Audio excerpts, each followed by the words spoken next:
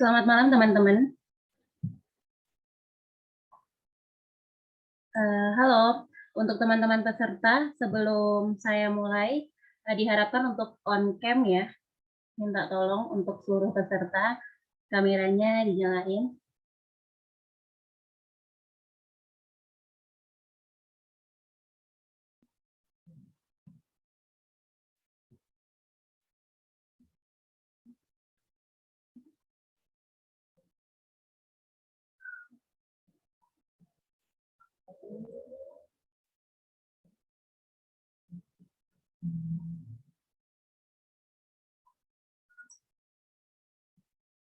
Untuk seluruh panitia dan peserta, diharapkan untuk menyalakan kameranya ya, sebelum saya mulai.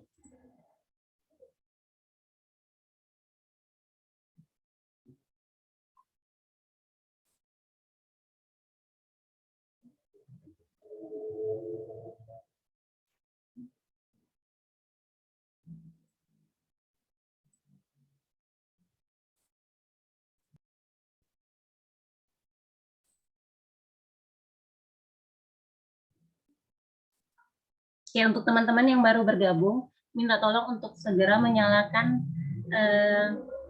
kameranya ya.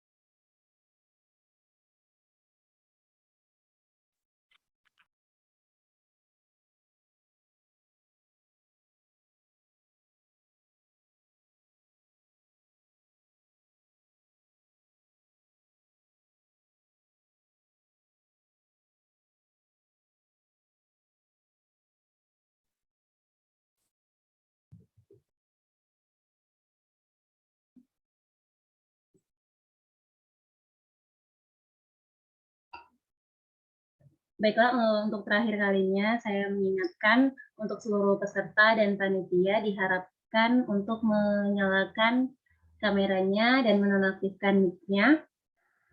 Dan yang bagi peserta yang belum mengganti namanya, tolong segera diganti menjadi peserta underscore nama.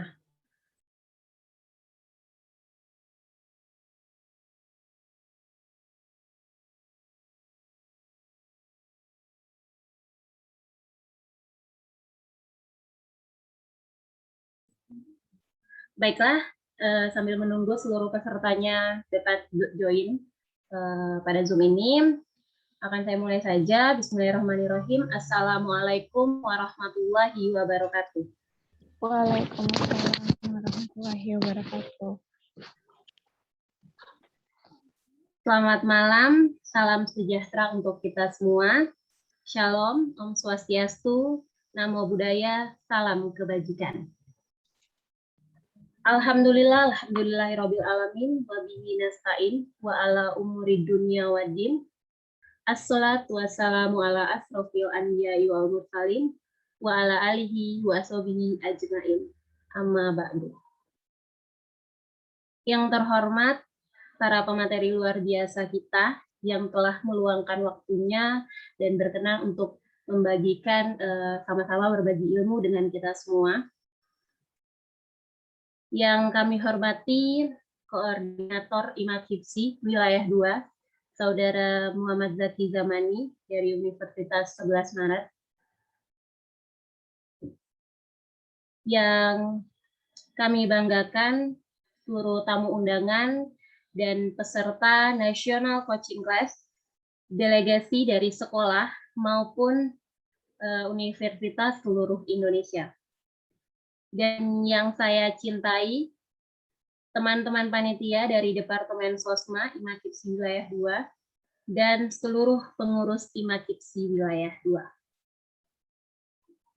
Pertama-tama, marilah kita panjatkan puja dan puji syukur kita kehadirat Allah Subhanahu wa Ta'ala, karena atas berkah rahmat dan hidayahnya kita dapat diberikan kesehatan dan kesempatan untuk dapat berkumpul secara virtual dalam agenda yang luar biasa ini.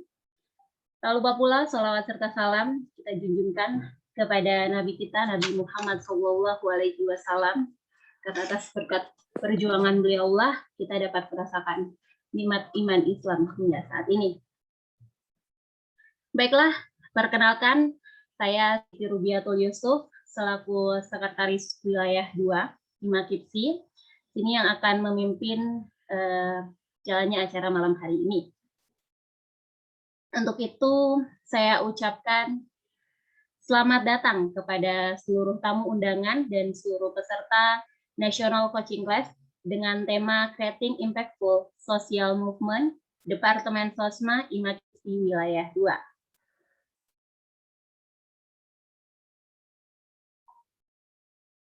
Yang mana kegiatan ini merupakan bentuk kegiatan pelatihan untuk menumbuhkan atau meningkatkan informasi dan pengetahuan bagaimana kita menciptakan gerakan sosial yang berdampak kepada masyarakat, atau bagaimana nantinya cara kita menyikapi persoalan masyarakat atau isu-isu sosial yang terjadi di kehidupan nyata kita. Kegiatan ini insya Allah akan dilaksanakan mulai hari ini, tanggal 21 Juli, 23 Juli, 28 Juli, dan 30 Juli. Diharapkan semoga teman-teman dapat mengikuti kegiatan dari awal sampai akhir dengan sungguh-sungguh. Baiklah, sebelum kita memasuki ke acara utama, pasti di sini teman-teman ada yang merasa asing ya dengan sebutan Himakipsi atau belum terlalu mengenal terkait organisasi Himakipsi itu sendiri. Jadi apa sih Himakipsi itu? Jadi kepanjangan Himakipsi sendiri yakni Ikatan Mahasiswa Keguruan dan Ilmu Pendidikan se-Indonesia yang terbentuk pada 6 Mei 2001 di Pekanbaru, Riau. Nah, kebetulan acara National Coaching Class ini diagendakan oleh Himakipsi Wilayah 2, yakni lingkup pulau Jawa, Nusa Jawa, Bali, Nusa Tenggara Timur, dan Nusa Tenggara Barat. Jadi Himakipsi ini merupakan organisasi mahasiswa sebagai wadah aspirasi dan perjuangan mahasiswa kependidikan. Jadi teman-teman di sini atau adik-adik SMA yang kelak nanti masuk ke dunia universitas atau perguruan tinggi dan berminat untuk bergabung dengan Himakipsi, syarat utama untuk bergabung yakni berasal dari Fakultas Keguruan atau Pendidikan. Jadi mungkin teman-teman nanti yang mau bergabung bisa dikepoin aja IG dari Himakipsi Pusat ataupun Himakipsi Wilayah. Jadi teman-teman bisa mengikuti, bisa gabung di Himakipsi ada 4 wilayah. Untuk wilayah 1 dari Pulau Sumatera, wilayah 2 Jawa, Nusa Tenggara Timur, Nusa Tenggara Barat, dan Bali. Wilayah 3 untuk lingkup Pulau Kalimantan, dan wilayah 4 Sulawesi, Maluku, dan Papua. Jadi nanti teman-teman bisa di-follow aja ya, mungkin dari Himakipsi IG Himakipsi Pusat, Himakipsi_Pusat, atau IG dari Himakipsi Wilayah 2, himakipsi.wilayah2. Oke, itu sedikit penjelasan dari saya terkait organisasi Himakipsi sendiri. Baiklah, kita memasuki ke acara yang pertama, yakni menyanyikan lagu Indonesia Raya.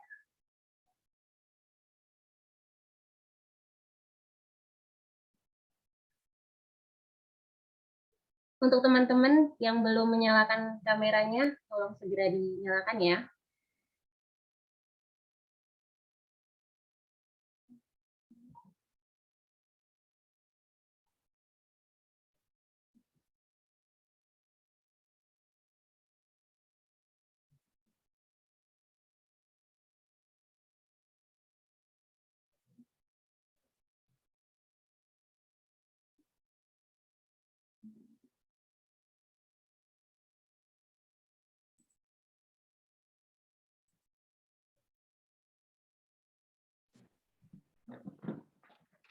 Enggak misi aja bro ya.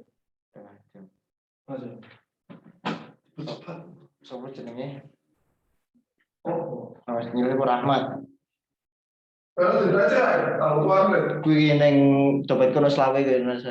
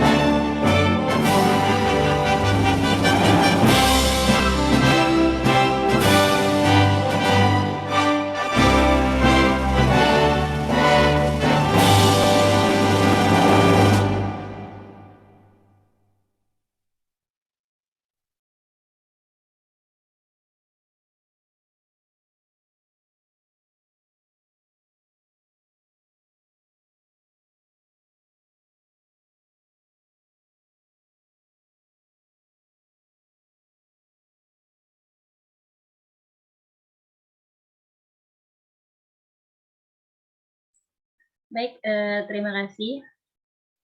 Sebelum kita memasuki ke acara berikutnya, nanti intinya saya mengingatkan untuk teman-teman peserta dan panitia yang belum menyalakan kamera, dimohon untuk menyalakan kameranya.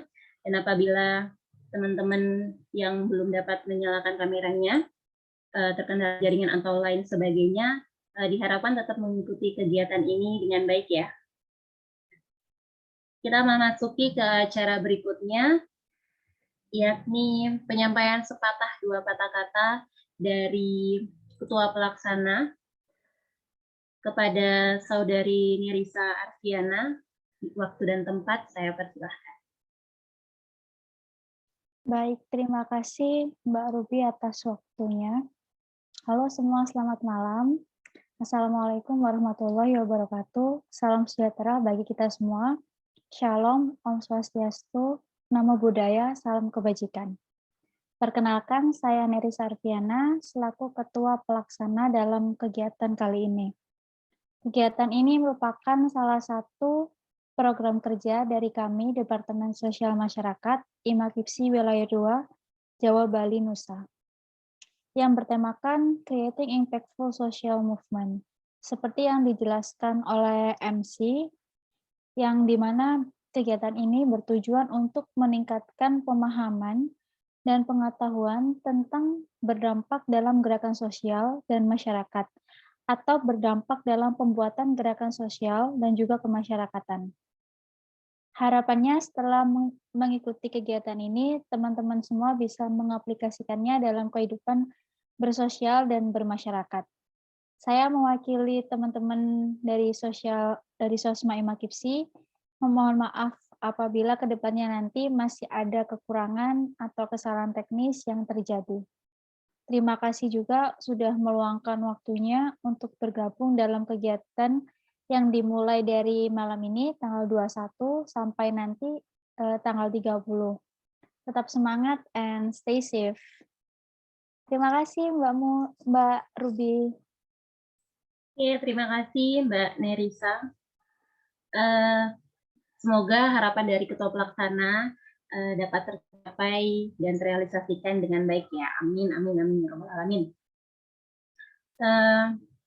Untuk selanjutnya, yakni sambutan dari Koordinator Wilayah Koordinator Imakipsi Wilayah 2 kepada Saudara Muhammad Zaki Zamani. Waktu dan tempat kami persilahkan. Cek. Suaraku masuk Ruby. Oke, terima kasih. Ya, oke. Bismillah sebelumnya. Assalamualaikum warahmatullahi wabarakatuh. Selamat malam dan salam sejahtera untuk kita semua. Oke, yang terhormat dari perwakilan DPP Imakipsi, barangkali ada yang hadir. Kemudian yang terhormat dari pemateri ya. Ini ada Mas Faid.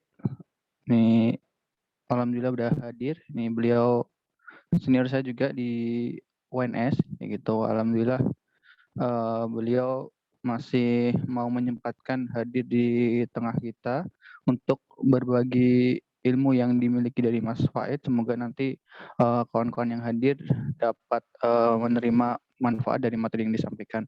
Kemudian yang terutama juga mungkin dari kawan-kawan DPD baik itu 1, 2, dan 3 Imakipsi, juga yang ini yang sudah mempersiapkan agenda pada kesempatan hari ini, teman-teman DPW Wilayah 2 khususnya dari Departemen Sosma gitu. Jadi ini adalah agenda dari Departemen Sosma Imakipsi Wilayah 2. Terima kasih sudah mempersiapkan agenda kita ya. Jadi sehingga di kelas pertama ini yang diselenggarakan pada malam hari ini insya Allah akan berjalan lancar. Kemudian yang saya banggakan mungkin teman-teman peserta ya yang sudah mau mengikuti agenda yang diadakan dari Imakipsi gitu. Jadi mungkin di awal tadi sudah disampaikan sedikit ya dari MC Mbak Ruby terkait apa itu Imakipsi. Jadi Imakipsi adalah Ikatan Mahasiswa Keguruan dan Ilmu Pendidikan ya seluruh Indonesia. Jadi memang kita ini sudah menghimpun dari mahasiswa-mahasiswa baik itu FKIP, FIP yang ada di seluruh Indonesia, khususnya kalau di DPW 2 ini adalah Jawa, Bali, dan juga Nusa. Nah, di Imakipsi itu ada 4 departemen, jadi ada Advokap, kemudian Infokom, ada Susma, dan juga dari PSDM. Nah, ini adalah agenda dari kawan-kawan dari Departemen Susma. Mungkin dari teman-teman Imakipsi Wilayah 2 ya mengagendakan kegiatan kelas ini ya, kelas sosial ini. Maksudnya jadi kita menginisiasi hal ini untuk kedepannya itu supaya teman-teman di FIP, FKIP yang ada di seluruh Indonesia itu mau berperan bersama Imakipsi Wilayah 2 gitu. Nah, sebelum mungkin ke beberapa hal yang saya sampaikan ini ya, pada malam hari ini alhamdulillah kita semua masih bisa hadir ya dalam keadaan sehat tanpa kekurangan suatu apapun kayak gitu, baik itu teman-teman dimanapun berada, karena kita kemarin memberikan jargonnya secara umum ya, boleh untuk teman-teman mahasiswa ataupun teman-teman yang masih menjadi pelajar kayak gitu. Dan di tengah pandemi kayak gini, semoga teman-teman tetap menjaga protokol dan juga kesehatan diri masing-masing. Gitu. Kemudian yang kedua, salawat dan salam tak lupa senantiasa kita aturkan kepada baginda kita Nabi Muhammad SAW yang insya Allah akan memberikan syafaatnya kepada umatnya di yaumul akhir nanti. Amin. Jadi sudah tersampaikan bahwasanya di acara ini nanti akan ada 3 kelas gitu. Kemudian ditutup dengan 1 kelas FGD dari serangkaian 3 kelas yang akan disampaikan nanti kayak gitu. Nah, tadi saya sampaikan juga bahwasanya kita berharap dari teman-teman mahasiswa FKIP, FIP ataupun tarbiyah di seluruh Indonesia itu di tengah pandemi yang seperti ini ya, bahwasanya kondisi pendidikan maupun masyarakat secara umum ya semua kena dampaknya kayak gitu, terutama pada sektor pendidikan di mana kegiatan pembelajaran itu masih dilakukan berbasis daring ya di rumah masing-masing. Nah, kemudian kita tahu sendiri bahwasanya banyak elemen-elemen masyarakat yang sekarang sangat mengedepankan ya, kolaborasi ataupun gerakan bersama dengan kolektif masyarakat yang ada di daerah masing-masing, kayak gitu. Nah, di sini sebenarnya tujuan kita mengadakan agenda itu salah satunya itu. Mungkin kalau di daerah masing-masing ataupun di komunitas-komunitas yang sudah ada, kadang gerak mereka itu terkait pada bidang ekonomi gitu dan sesuai bidang masing-masing. Nah, di sini kita berharapnya ketika kita sudah mengadakan kelas-kelas sosial ini ya, nantinya teman-teman yang mungkin basicnya di bidang pendidikan, nah mampu juga untuk bagaimana eh, menggerakkan ya ataupun membawa perubahan-perubahan sosial terutama di saat kondisi pendidikan yang terjadi saat ini, semua belajar di rumah, kadang orang tua pun juga bingung bagaimana membelajarkan anaknya. Nah, kita sebagai entah itu belajar atau mahasiswa yang ke depan akan menjadi bagian dari masyarakat secara penuh, di situ sudah bisa kita mulai dari sekarang ini. Kita mulai trending di masa pandemi ini. Semoga nantinya dari kelas-kelas yang teman-teman ikuti dapat memberikan ini ya bekal ilmu dan juga mungkin langsung bisa teman-teman praktekkan di daerah masing-masing ataupun dengan kelompok teman-teman masing-masing. Dan apabila dari kita juga ada kurangnya dalam memberikan fasilitas dalam kegiatan ini, mohon dimaafkan yang sebesar-besarnya. Demikian saya mewakili dari teman-teman DPW 2 selaku penyelenggara kegiatan. Kurang lebihnya mohon maaf. Sekian. Wassalamualaikum warahmatullahi wabarakatuh. Waktu saya kembalikan ke MC. Oke, baik. Terima kasih Mas Zakin untuk sambutannya. Jadi teman-teman, di sini saya mau mengingatkan untuk mendapatkan benefit dari kegiatan ini, minimal teman-teman peserta harus mengikuti 3 kelas yang sudah tersedia. Alangkah lebih baiknya teman-teman mengikuti keempat kelas yang telah disediakan ya. Seperti itu. Jadi selanjutnya kita masuk ke acara inti, yakni ke kelas yang pertama dengan pemateri Mas Faid Akila Silmi. Untuk acara selanjutnya akan saya serahkan kepada moderator, kepada Saudari Paramita, waktu dan tempat saya persilahkan.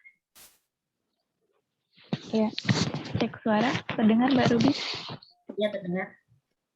Terima kasih kepada Mbak Ruby selaku MC kece kita hari ini yang sudah memandu acara pembukaan Imakipsi Mengajar. Izinkan saya mengawali kegiatan coaching kelas nasional ini dengan mengucap salam. Assalamualaikum warahmatullahi wabarakatuh. Selamat malam kawan-kawan, salam sejahtera untuk kita semua.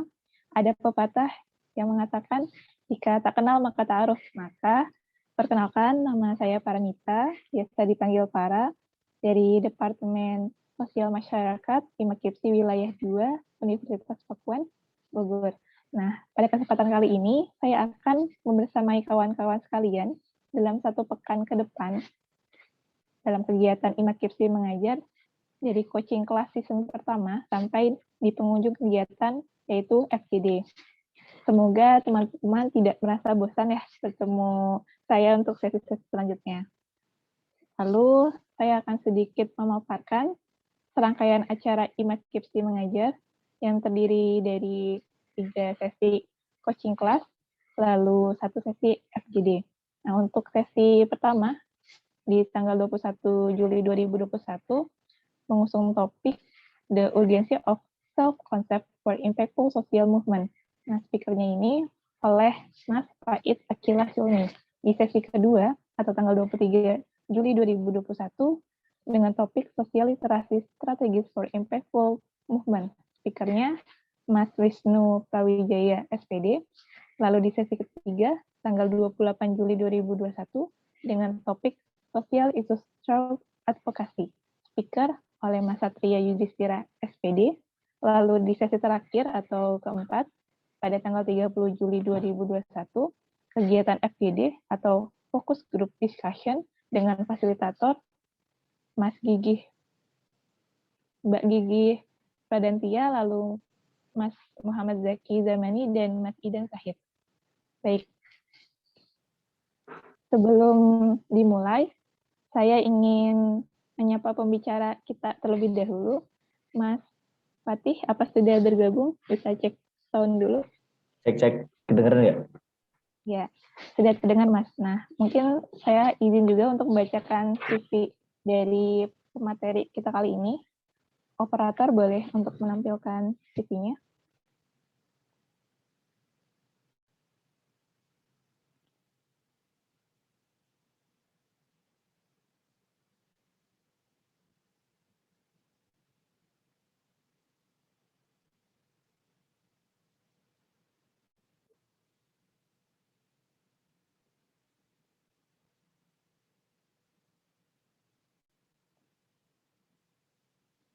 Nah, ini adalah CV dari pemateri kita kali ini. Nama Faid Silmi, lalu dari kelahiran Kabupaten Batang, 26 Mei 1998,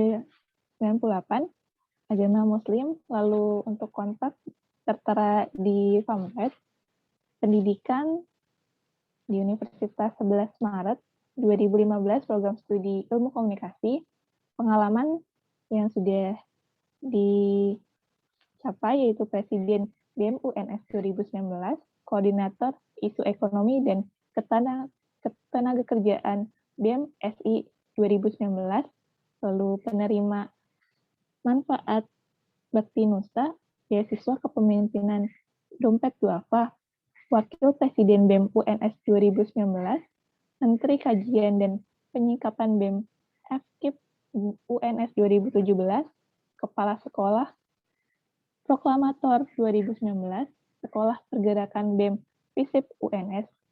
Lalu ada beberapa publikasi esai yang sudah dipublikasi. Yang pertama, Andai Archimedes jadi rektor UNS, lalu ada Pengabdian yang berbayar, lalu Elegi Wajah UNS ala Videotron, dan yang terakhir, Nikmat Sastra Mana Lagi Yang Engkau Dustakan.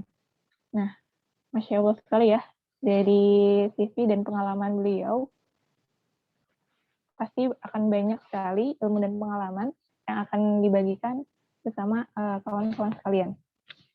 Baik, untuk pemaparan akan dilaksanakan selama 30 menit, lalu dilanjut dengan sesi tanya-jawab yang terdiri dari 2 termin. Satu termin akan diisi oleh 2 penanya. Pertanyaan dapat disampaikan secara langsung dengan menggunakan fitur raise hand, lalu kemudian menyalakan audio, atau menyampaikan pertanyaan melalui kolom chat Zoom. Sebelum dimulai, kawan-kawan diingatkan kembali untuk menonaktifkan audio jika tidak ada keperluan untuk berbicara, mengikuti serangkaian kegiatan dengan tuntas, dan diingatkan untuk mengisi link presensi yang disediakan oleh panitia setelah kegiatan selesai. Dan diingatkan untuk teman-teman mengisi dan mengikuti kegiatan sampai akhir. Langsung saja, sepertinya teman-teman sudah tidak sabar untuk mendapatkan materi dari pembicara kita, Mas Faid. Enggak, disilahkan Mas.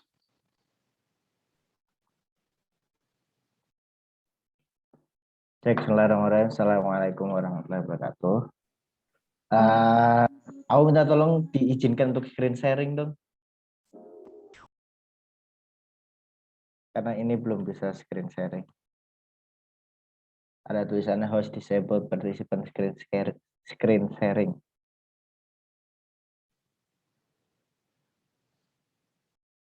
Oke. Aku akan share screen ya, mudah-mudahan kelihatan teman-teman semua. Oke, selamat malam teman-teman. Terima kasih atas waktu dan atensinya untuk teman-teman IMA KIPSI pada malam hari ini. Aku kemarin dimintai tolong untuk menyampaikan tentang self concept for social movement. Ya, jadi tentang konsep diri untuk gerakan sosial. Pada malam ini sebenarnya aku diminta untuk menyampaikan tentang analisis SWOT diri dan hal-hal berkaitan dengan itu. Jadi tahu SWOT lah ya. SWOT itu strength, weakness, opportunity, sama threat.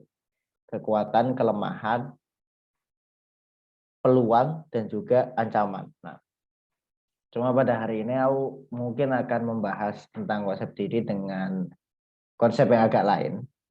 Dengan konsep yang agak lain dibandingkan dengan menggunakan analisa SWOT. Nah, pada malam hari ini, monggo bisa diperhatikan di screen ya. Nah, aku mau coret-coret beberapa hal untuk teman-teman bisa lebih paham tentang materinya. Oke, pertama kita akan bahas tentang konsep diri. Sebelum kita bahas konsep diri, saya mau sharing satu hal, satu pembelajaran yang bisa kita ambil, bahwa ketika kita membahas tentang konsep diri, yang pertama kali ingin saya perkenalkan satu kosakata ke teman-teman adalah satu kosakata yang namanya adalah kematian. Nah, jadi kita membahas konsep diri, kehidupan, tapi kosakata pertama yang pengen tak perkenalkan ke teman-teman adalah kematian. Nah, kosakata yang pertama adalah kematian. Nah, aku ingin bawa satu khasanah, satu pembelajaran tentang kematian yang sebenarnya ketika kita meneliti kematian, orang kalau paham kosakata kematian, maka sedikit banyak dia akan tahu sebenarnya hidup itu buat apa. Orang kalau paham konsep kematian, maka sedikit banyak dia akan tahu sebenarnya hidup itu buat apa, sehingga dia bisa lebih bijak, lebih teratur, lebih terarah dalam membangun proses kehidupannya. Nah, ada beberapa kosakata kematian yang ini aku ambil kasarnya dari Al-Quran.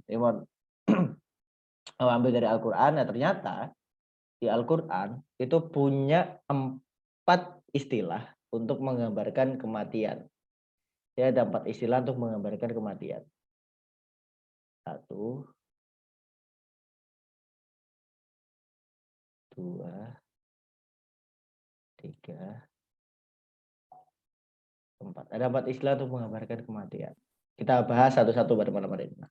Istilah pertama untuk menggambarkan kematian, kosakatanya adalah dalam Quran itu dipakai kosakata yang sebutannya adalah maut. Nah, maut ini adalah kosakata yang sering dipakai untuk menjabarkan kematian itu apa. Jadi kata yang sering dipakai itu maut. Nah, apa sih arti maut? Maut itu kalau misalkan mau kita tahu artinya, maut itu secara sederhana artinya adalah proses yang terjadi berpisahnya antara jiwa, berpisahnya antara jiwa dengan raga. Jadi maut itu adalah sebuah proses, sebuah aktivitas yang kita alami, yaitu berpisahnya antara jiwa dengan raga, antara ruh dengan tubuh. Itu adalah cara untuk menggambarkan kematian. Jadi kematian itu adalah dalam bahasa maut itu artinya berpisah jiwa dengan raga. Nah, yang kedua kosakata yang sering dipakai adalah kosakata ajal. Ajal ini artinya berbeda dengan maut. Kalau maut itu artinya berpisahnya jiwa dengan raga, ajal itu artinya adalah tenggat waktu kita hidup di dunia. Jadi ajal itu artinya tenggat waktu. Jadi ada batas waktunya kita hidup di dunia. Nah, ketika orang sudah sampai pada ajalnya, jadi ajal itu semacam kayak deadline. Jadi kalau kita sudah sampai deadline, maka kita akan berhenti hidup di dunia. Jadi kalau maut itu menceritakan tentang berpisahnya jiwa dengan raga, ajal itu berbicara tentang waktunya, tenggat waktunya kita hidup di dunia. Nah, kosakata selanjutnya adalah kosakata yang ini dipakai dalam ucapan ketika kita mengalami musibah, yaitu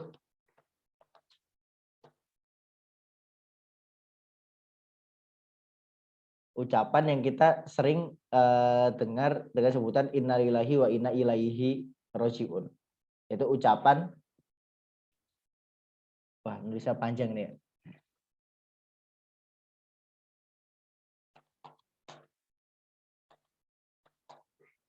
ilaihi roji'un, yang artinya adalah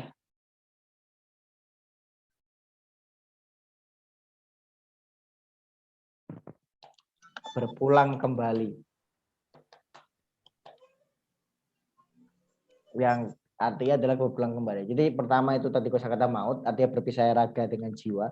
Kedua adalah ajal, tenggat waktu. Dan ketiga adalah ilaihi roji'un, berpulang kembali. Maka kalau kita pakai definisi ilaihi roji'un, kita ini sebagai manusia bukan pada tempatnya kita di dunia. Jadi tempatnya itu bukan dunia. Karena kita pulang itu bukan ke sini, tapi ke tempat kita kembali. Nah, kita itu sebenarnya sedang berkelana di sini, atau sedang atau kalau bahasa orang Jawa itu mampir ngombe lah. Kita sedang bepergian di sini. Bukan tempatnya kita pulang di sini, tapi pulangnya itu nanti ketika kita kembali ke alam akhirat. Nah, itu tuh sedang bepergian sekarang. Nah, yang terakhir adalah kosakata yang ingin aku kenal adalah artinya wafat. Wafat itu artinya kalau teman-teman cari, artinya adalah terlunasi atau tertunaikan. Nah, ini adalah 4 arti dari kematian. Mati itu yang pertama artinya berpisah jiwa dengan raga. Yang kedua artinya tenggat waktu kita hidup di dunia, batasnya. Yang ketiga itu artinya berpulang kembali. Dan yang keempat artinya terlunasi atau tertunaikan. Nah, ada yang menarik di sini karena dalam definisinya juga dipakai kata wafat yang artinya terlunasi atau tertunaikan. Ini menandakan bahwa kita itu hidup di dunia adalah aktivitas untuk melunasi, adalah aktivitas untuk menunaikan. Aktivitas untuk melunasi, aktivitas untuk menunaikan. Artinya apa? Kita itu di dunia seperti seseorang yang sedang dikutuk untuk hidup di sebuah tempat, di sebuah hutan, di mana itu susah sekali kehidupannya di sana, dan kita baru boleh kembali, kita baru bisa kembali, atau kita seharusnya kembali ketika kita sudah selesai menyelesaikan misi. Ketika kita sudah melunasi sebuah tugas, ketika kita sudah menunaikan sebuah misi. Tuh gitu. Jadi kita ini hidup di dunia, bayangannya adalah seperti kita dikutuk untuk terus-menerus berada di sebuah hutan. Dan kita akan punya deadline kapan kita harus kembali. Nah, selama kita berada di hutan itu kita harus menjalankan sebuah misi. Itulah kenapa kalau di Islam sholat itu kayak utang. Jadi kita tuh kayak berhutang sholat tuh, karena bahasa kan kita menunaikan sholat, jadi kita tunaikan, kita bayar secara tunai itu gitu. Makanya kehidupan ini adalah aktivitas untuk melunasi terus menerus, menunaikan terus menerus apa-apa menjadi misi kita. Kita ini ketika mau hidup bayangannya adalah kita seperti sedang, ketika kita lahir itu kita seperti sedang masuk ke sebuah dunia untuk menjalankan sebuah misi. Nah, kita baru kembali seharusnya itu ketika kita sudah selesai misinya. Itu gitu. Masing-masing orang itu punya misi hidupnya masing-masing. Nah, dari definisi ini, inti dari kehidupan itu adalah kita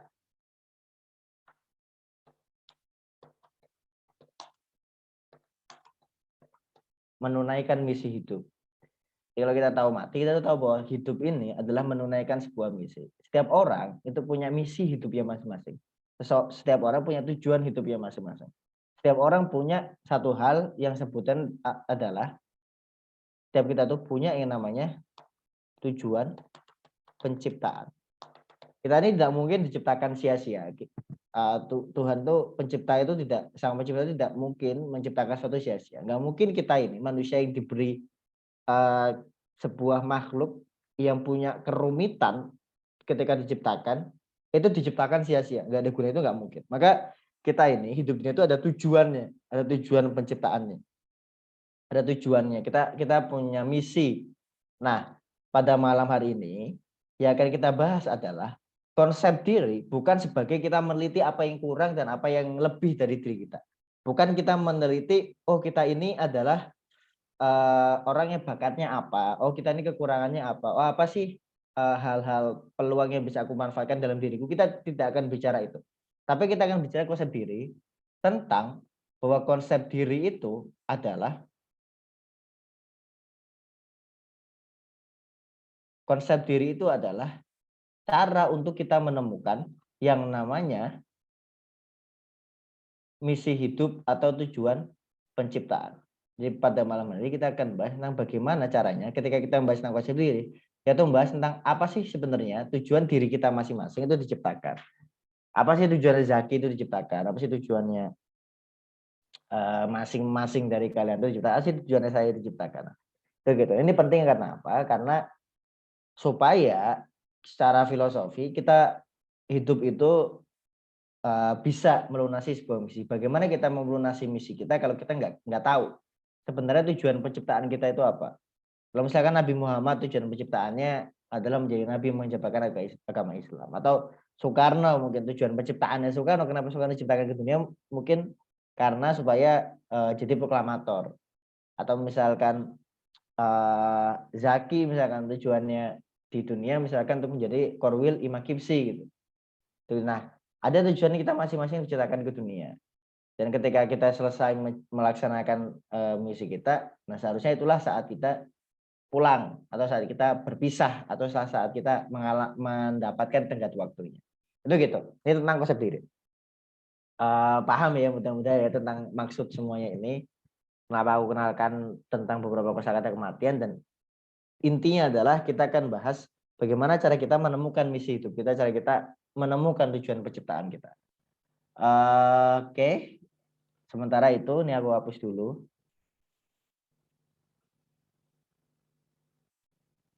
Oke, nah teman-teman, aku ingin menyampaikan salah satu cara untuk, ini salah satu metode aja untuk kita menemukan kita ini manusia jenis apa sih?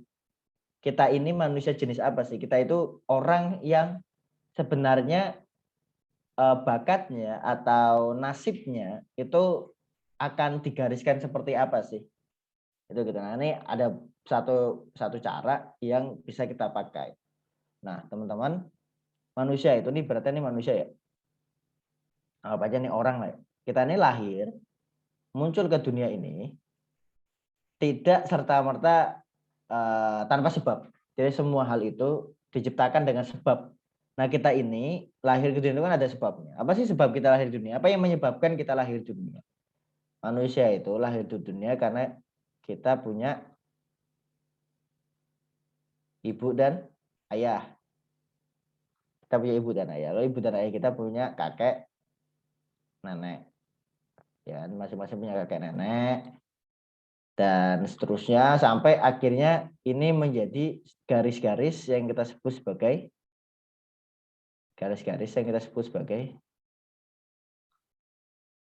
silsilah. Ya, ini kakek nenek menghasilkan ibu dan bapak menghasilkan kita.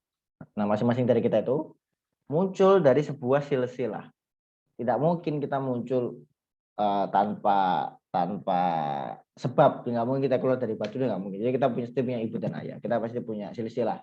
Nah, manusia itu salah satu cara mengecek siapa dirinya.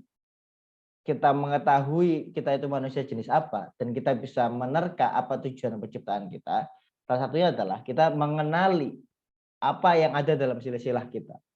Setiap kakek, nenek, lalu ibu, kakek, nenek, ibu, dan juga kakek, nenek, lalu ibu, bapak, dan semuanya ini setiap masing-masing ini mereka mewariskan kepada generasi selanjutnya banyak hal, mulai dari warisan harta, mulai dari warisan genetik, bentuk wajah, juga kemiripan, warna kulit, warna mata, dan segala macamnya. Selain mewariskan hal itu, orang tua kita, kakek nenek kita, keluarga besar di atas kita, generasi-generasi sebelum kita juga mewariskan karakter, bakat, dan juga jalan hidup. Masing-masing orang dari setiap generasi itu akan mewariskan karakter, bakat, dan juga jalan hidupnya kepada generasi-generasi setelahnya. Ini muncul bukan hanya sekadar aktivitas biologis, tetapi juga aktivitas Kalau misalkan kita kecil, tumbuh, kita akan banyak menyerap hal-hal yang dikerjakan oleh orang tua kita. Hal-hal yang menjadi karakter orang tua kita, hal yang menjadi karakter kakek dan nenek kita. Alhasil, apa-apa yang menjadi aktivitas mereka, apa-apa menjadi hal-hal yang mereka kerjakan akan terserap di dalam diri kita. Selain juga faktor genetik. Nah, teman-teman, inilah kenapa manusia itu akan cenderung sama atau melanjutkan apa-apa yang dikerjakan oleh generasi-generasi di atasnya. Inilah yang disebut sebagai dalam kita memahami diri kita harus mengenal satu hal yang namanya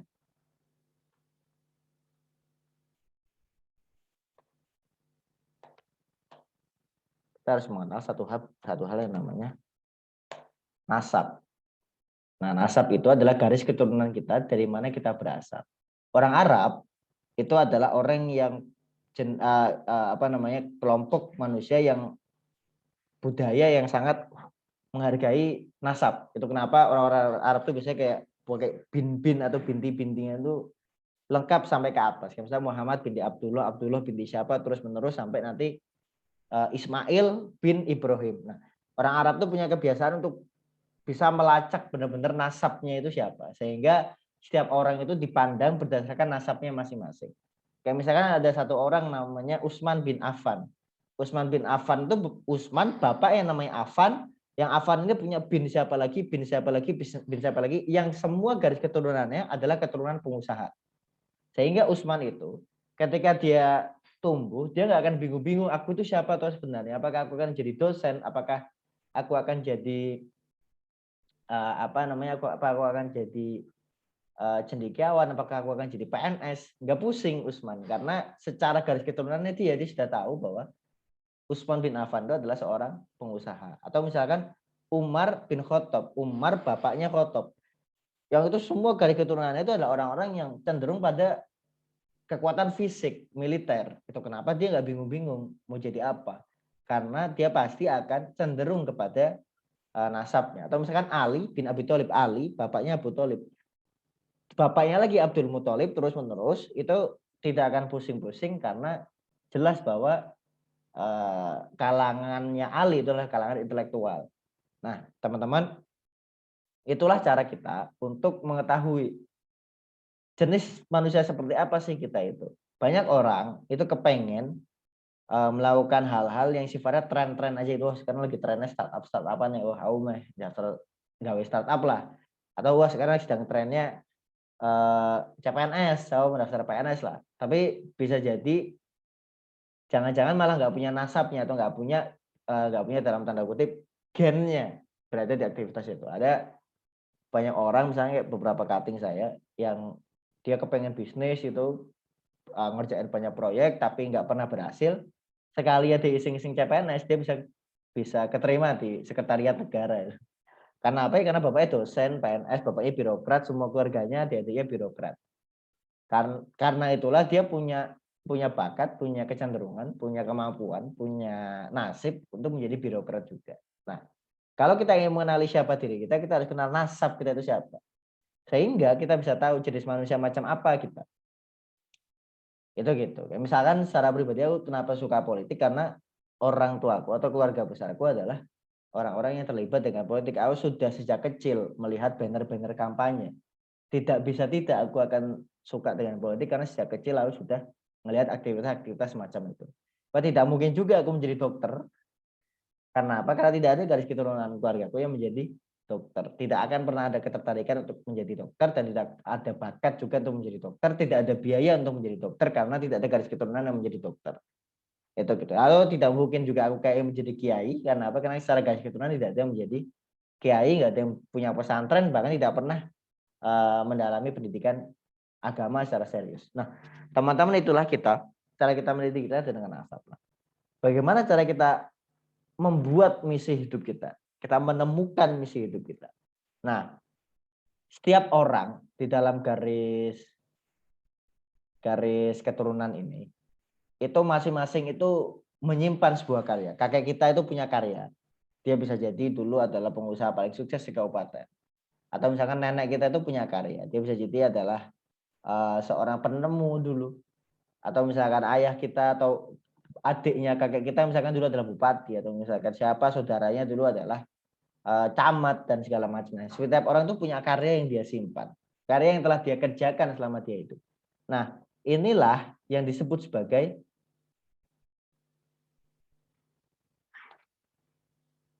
hasab, yaitu karya terbaik yang ditelurkan oleh generasi, oleh sebuah generasi. Nah, maka misi hidup kita adalah kita membuat hasab kita, karya terbaik kita yang itu menjadi karya prestasi pencapaian yang melampaui semua pendahulu-pendahulu kita dalam garis keturunan. Kayak misalkan Nabi Muhammad, itu kan hasab dalam keturunannya kan Nabi Ibrahim kan, seorang nabi yang menjadi bapaknya para nabi. Maka beliau membuat pencapaian yang melebihi Nabi Ibrahim. Atau misalkan Nabi Daud dengan Sulaiman. Nabi Daud itu raja, Nabi Sulaiman melebihi pencapaiannya yang pernah dicapai oleh Nabi Daud. Nah, itu teman-teman, nasab itu adalah garis keturunan. Itu mewarisi karakter, gen, bakat, dan juga nasib jalur hidup. Hasab adalah pencapaian terbaik yang pernah dicapai oleh generasi-generasi sebelum kita. Nah, kita punya misi untuk membuat hasab kita sendiri. Lalu kita teruskan itu menjadi misi bagi generasi-generasi setelah kita. Sehingga sebuah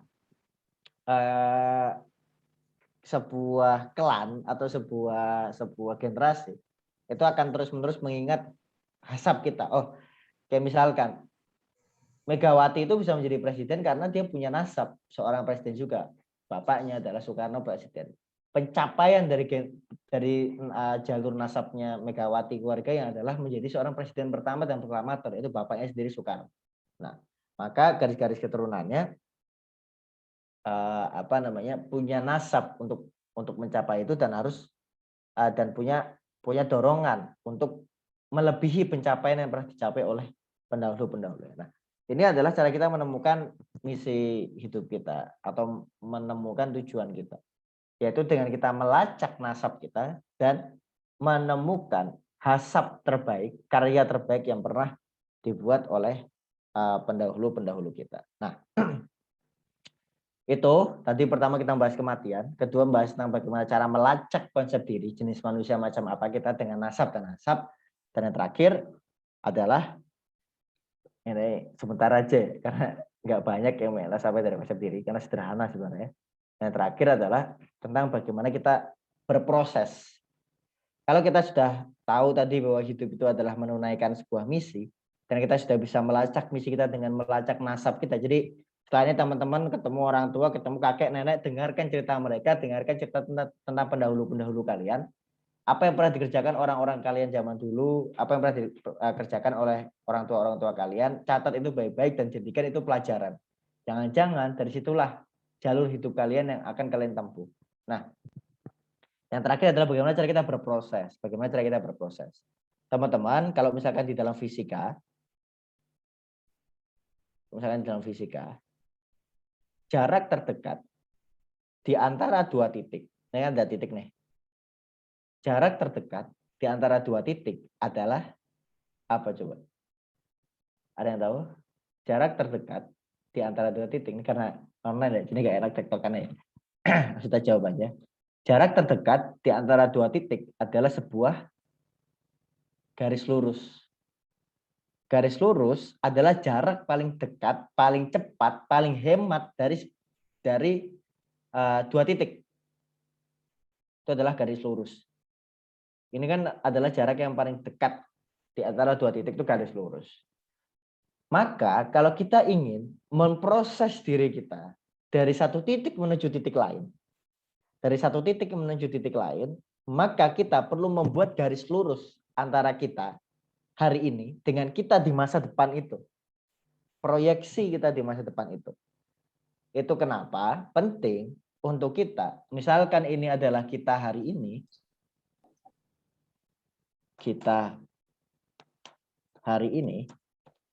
lalu ini adalah kita masa depan.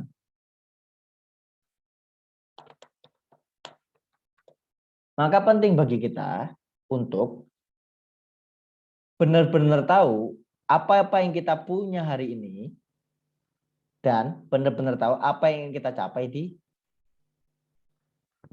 masa depan. Itu gitu. Kita harus benar-benar tahu apa yang kita punya hari ini dan kita harus benar-benar tahu apa yang ingin kita capai di masa depan. Misalkan kayak setahun lagi saya sudah punya uang 1 miliar.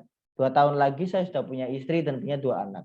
4 tahun lagi saya sudah jadi profesor. 5 tahun lagi saya sudah jadi bupati dan segala macamnya. Kita harus punya proyeksi kita di masa depan dengan detail. Dengan jelas. Bulan depan saya sudah punya uang 5 juta, saya akan traktir ibu dan bapak saya akan belikan baju adik-adik saya, lalu sisanya akan saya tabung, dan sisanya akan saya pakai untuk makan. Itu kan detail. Jadi kita punya proyeksi yang detail tentang masa depan.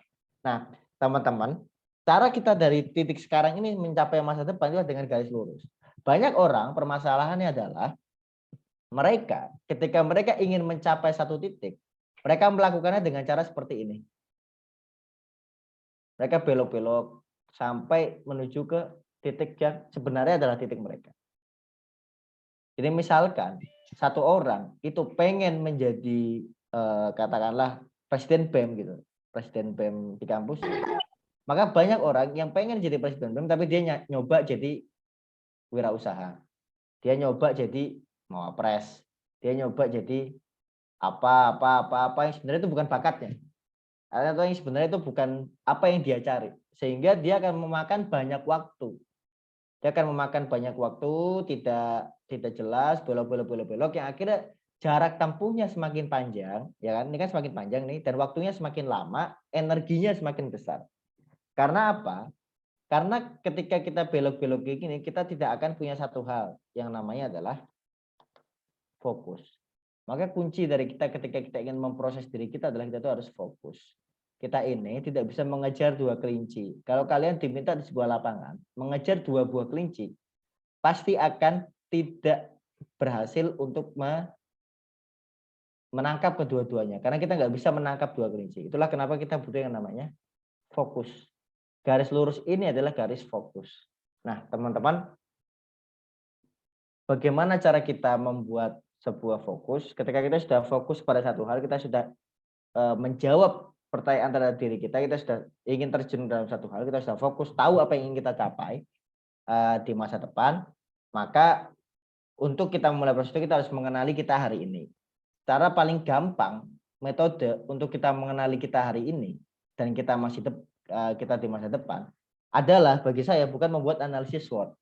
Karena analisis SWOT itu seringkali kayak kita ngisi formulir pendaftaran itu. Jadi kita merasa kayak kita sedang mengisi formulir pendaftaran yang itu akan tidak nyaman bagi diri kita ketika kita ngelis tuh. Kita jadi kayak melis diri kita sendiri. Maka cara paling enak adalah kita membuat semacam satu hal yang namanya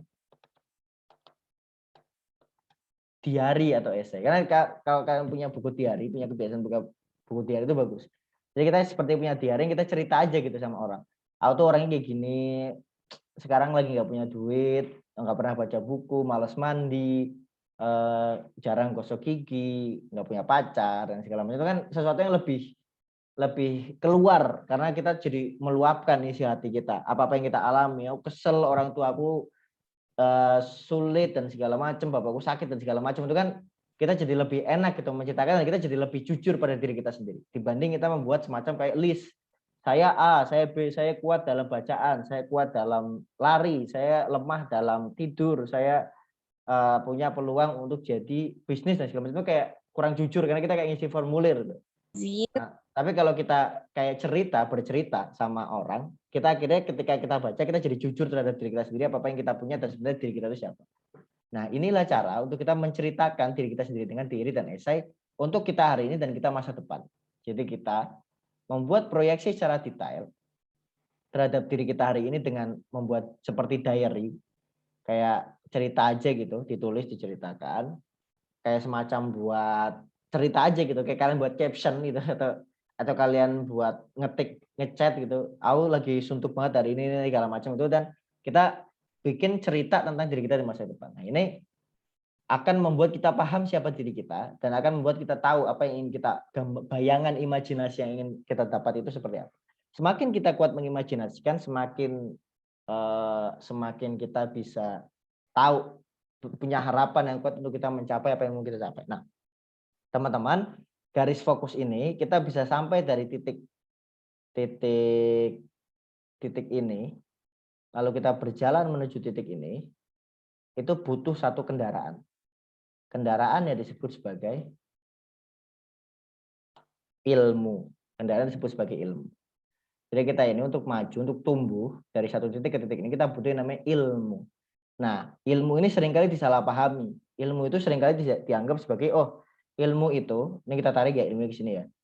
Ilmu itu seringkali dianggap sekali, oh, kita harus S1, kita harus jadi SPD, kita harus jadi guru, kita harus kuliah, kita harus jadi mahasiswa. Ilmu itu seringkali diartikan seperti itu. Padahal inti dari ilmu adalah orang kalau mau belajar itu harus menemukan dua hal. Yang pertama dia menemukan gurunya, dan yang kedua dia menemukan bukunya. Ilmu itu bisa dicapai kalau kita menemukan gurunya dan menemukan buku-bukunya. Jadi cuma dua itu kita bisa mencari ilmu, guru dan buku. Karena apa? Dari dua tempat inilah kita mendapat yang namanya, dari guru dan buku, kita mendapat yang namanya sanad. Itu kenapa kalau pendidikan yang bagus sebenarnya kayak di pesantren-pesantren. Kita berguru sama orang langsung dengan metode talaki. Jadi guru kita ngomong apa kita catat. Lalu kita baca kitab-kitabnya. Kita baca buku-buku yang dibuat oleh guru kita. Lalu kita bacakan kembali kepada guru kita untuk dibenarkan atau dijelaskan. Itu namanya metode talaki. Nah, dari situlah kita bisa mendapatkan namanya sanad. Nah, teman-teman, ini mungkin nggak harus kayak pesantren-pesantren banget atau nggak harus kayak berguru banget. Bisa jadi kayak misalkan kita mau jadi montir. Nah, cara kita adalah kita ketemu sama montir paling hebat di kota misalkan, tukang bengkel paling bagus di kota, lalu kita baca buku-buku perbengkelan untuk kita tanyakan sama guru kita. Itu gitu. Kita baca-baca apa-apa yang terkaitan dengan mereka, googling dan segala macam, lalu kita tanyakan pada guru kita. Itu gitu. Jadi guru itu tidak harus serta-merta orang yang punya gelar profesor dan segala macam, tapi orang yang sudah terlebih dahulu masuk ke dalam dunia itu dan mau memberikan ilmunya sama kita. Kayak misalkan, kalau kalian ingin jadi pebisnis, siapa guru yang paling bagus? Ya pengusaha yang lebih kaya. Atau misalkan kalian ingin jadi akademisi, siapa yang guru yang menjadi bagus? Ya dosen-dosen kalian yang sudah menjadi akademisi lebih dahulu. Atau misalkan kalian ingin menjadi penulis, di mana kita berguru, ya bukan di kampus, tetapi kita berguru pada penulis-penulis, sastrawan-sastrawan yang lebih hebat. Dari situlah kita bisa mendapatkan ilmunya. Karena ilmu itu intinya guru sama buku. Sekolah dan kampus itu cuma fasilitas untuk menemukan guru dan buku kepada kita. Tapi kita sendirilah yang seharusnya mencari guru-gurunya dan mencari buku-bukunya. Dan tidak semua guru-guru yang dibutuhkan untuk kita hidup itu ada di sekolah. Tidak semua guru-guru dan buku-buku yang kita butuhkan untuk hidup itu ada di kampus. Makanya kita harus punya kemampuan untuk bisa mencari guru dan mencari buku-buku yang sesuai dengan apa yang ingin kita jadikan sebagai fokus kita.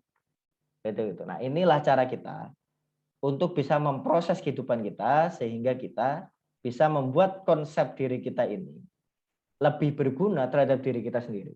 Dan ketika kita sudah menjadi orang yang tahu konsep dirinya, kita sudah tahu kita ini manusia jenis apa, kita jadi tahu peran apa yang harus kita lakukan untuk kehidupan di dunia ini. Peran apa yang harus kita lakukan untuk masyarakat di sekitar, peran apa yang harus kita ambil untuk kehidupan orang-orang seluruhnya. Karena tiap orang itu tidak harus menjadi Superman. Nggak ada Superman yang bisa semua hal. Ayo, kita tidak boleh punya kelemahan itu. Kita tidak boleh punya threat, ancaman, kita nggak boleh. Kita harus jadi semua itu nggak ada. Karena tiap kita itu punya peran masing-masing. Aku tidak bisa masak misalkan, ya karena memang mungkin konsep diriku bukan masak, aku tidak akan menjadi koki, atau aku nggak bisa ngobati orang, karena konsep diriku bukan ngobati orang. Tapi mungkin aku bisa ngomong, suka bicara kayak gini, mungkin konsep diriku adalah jadi orang-orang yang menceritakan hal seperti ini sama kalian. Itu gitu. Nah, itu tentang konsep diri, tentang hal-hal yang berkaitan dengan bagaimana kita menemukan diri kita dan bagaimana kita memprosesnya. Intinya adalah pada kita itu tahu hidup itu artinya menunaikan sebuah tujuan penciptaan, menunaikan sebuah misi. Lalu cara kita melacaknya dengan nasab dan ansab. Lalu kita butuh fokus untuk memproses diri kita menuju masa depan. Dan kita butuh ilmu yang sumbernya ada dua, guru dan buku, sehingga kita punya sanad untuk kita bisa mencapai apa yang kita harapkan. Itu aja sementara dari saya kembalikan lagi ke moderator, sementara saya tutup. Assalamualaikum warahmatullahi wabarakatuh. Waalaikumsalam warahmatullahi wabarakatuh. Terima kasih Mas Faiz sudah memaparkan materinya. Nah, mungkin sedikit mengulas poin penting dan yang menarik nih ya. Tadi perihal bagaimana konsep diri ini menjadi awal titik mula sebagai seorang untuk mengambil peran sosial di masyarakat. Nah, lalu tadi bagaimana kita mengenali nasab dan nantinya akan mengenali dan mencapai karya terbaik dari generasi sebelum kita.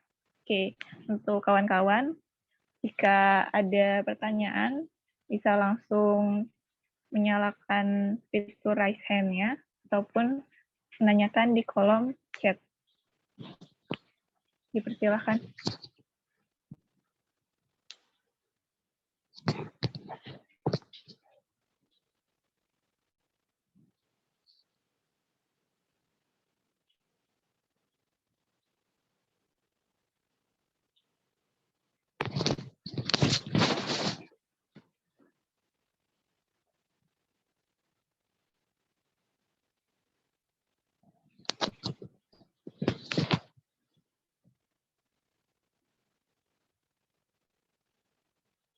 Ya, mangga teman-teman. Boleh ditanyakan ataupun menanggapi. Ya, sudah masuk pertanyaan dari Rosa ya. Mas, ini ada pertanyaan di kolom chat. Dia bertanya kepada Mas Faiz dalam Quran surat Ar-Rod ayat 11 diberikan petunjuk bahwa sungguhnya Allah tidak akan mengubah keadaan suatu kaum sebelum mereka mengubah keadaannya mereka sendiri. Apakah ketika kita sudah melacak nasab dan hasab untuk tahu misi hidup, kita akan ada kans untuk merubahnya? Terima kasih. Jadi Mas, ini mungkin pertanyaannya bagaimana tanggapan Mas tentang surat Ar-Rod nih, sedangkan takdir itu ataupun keadaan itu hanya bisa dirubah oleh dirinya sendiri. Apakah dengan kita berusaha mengenali nasab ataupun hasab kita akan berpengaruh gitu, Mas? Mau langsung dijawab atau bagaimana? Oke, saya jawab ya. Aku dapat satu pelajaran dari ayat ini dari guruku. Aku pernah diceritain. Maksud Allah itu tidak akan mengubah keadaan suatu kaum sebelum mereka mengubah keadaan mereka sendiri. Jadi apakah kita bisa mengubah gitu, misalkan jalur nasab dan segala macamnya gitu. Nah, aku dapat satu pelajaran tentang sebenarnya maksud dari ayat ini itu apa. Tapi nggak tahu mana yang benar ya. Aku cuma menyampaikan aja. Dan ini aku pahami dan aku jadikan sebagai salah satu pedoman juga. Salah satu yang aku dapat adalah yang dimaksudkan dari salah satu yang aku tangkap dari ayat ini adalah bahwa Allah itu kalau sudah menggariskan sesuatu dari kita itu nggak akan berubah. Kayak misalkan paramita sudah digariskan menjadi guru misalkan. Itu sudah digariskan tuh paramita menjadi guru. Maka garis paramita menjadi guru itu kepengenannya Allah paramita jadi guru itu nggak bisa berubah. Kecuali paramita agak bandel gitu. Jadi bandel akhirnya ngubah-ubah akhirnya dia berubah nggak jadi guru. Itu gitu. Artinya apa? Jadi bukan kita yang tadinya posisinya tidak baik atau tidak benar lalu kita berubah menjadi benar enggak. Tapi maksudnya itu salah satunya. Ini nggak tahu ya benar apa enggak ya. Maksudnya adalah yang aku sampaikan sama guruku. Kita itu udah dikasih jalur, jadi jangan neko-neko kalau enggak nanti berubah gitu loh. Benar enggak? Jadi kita ini kalau nggak ngubah-ngubah ini udah bener nih. Gitu. Jadi kalau misalkan nggak kamu ubah-ubah ini udah bener. Tapi kalau kamu ubah-ubah, kamu cari-cari, kamu neko-neko gitu, atau keluar-keluar dari garis ini, nanti akhirnya jadi berubah. Itu gitu. Jadi mending jangan neko-neko supaya nggak berubah. Itu gitu. Karena memang udah bener nih jalannya. Mudah nggak maksudnya? Jadi kalau sama ini kan pandangan kita kan kayak, wah kita ini lagi neko-neko, ayo kita berubah supaya kita bener gitu.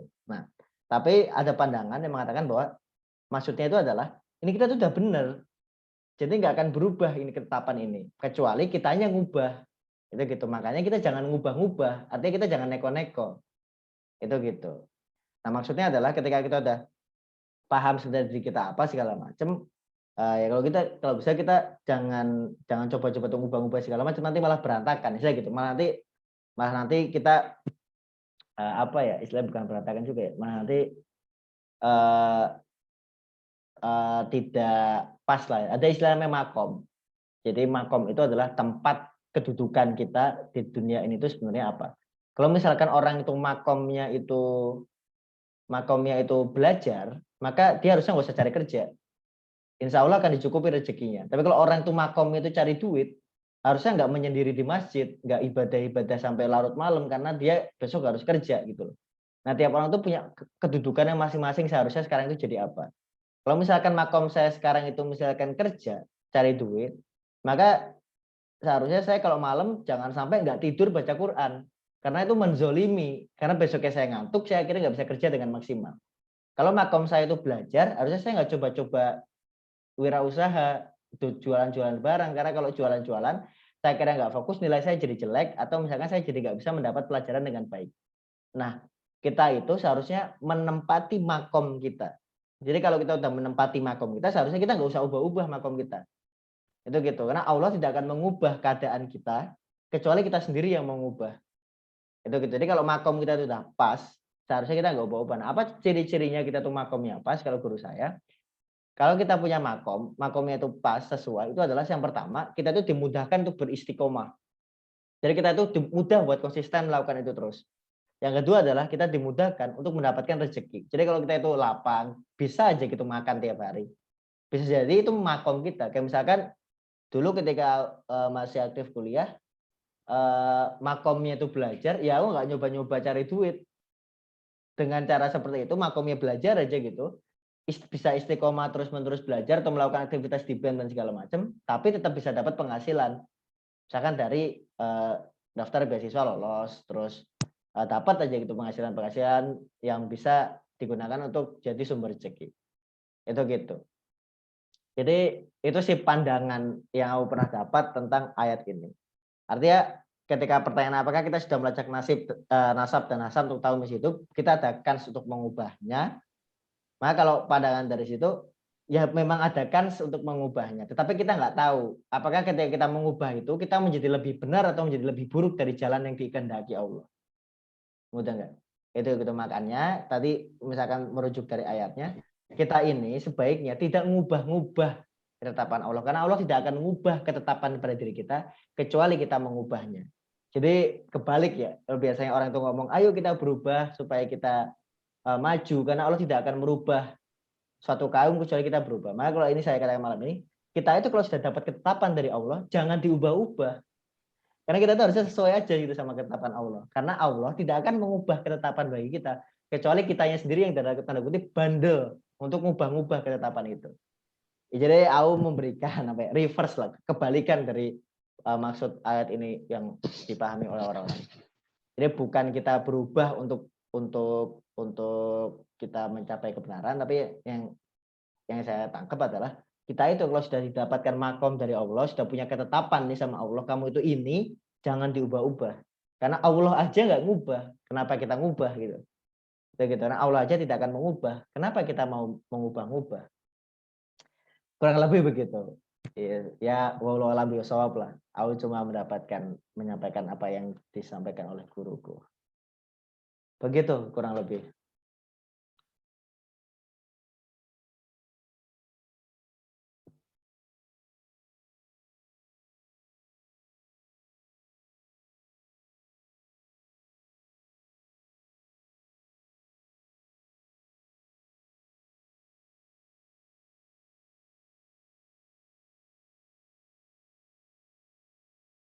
Ya, Mas, Mas tadi sedikit connecting. Ya. Mbak Rosa, ada tanggapan lagi atau cukup dari penjelasan Mas Faid? Di sini juga sudah ada raise hand ya dari Mbak Nur Alfat. Boleh langsung menyalakan audionya dan memberikan pertanyaan. Langsung aja Bu, aku jawab. Udah diketikkan kan. Mbak Nur Alfat. Gimana? Langsung aja aku jawab. Iya, Mbak Nur Alfat.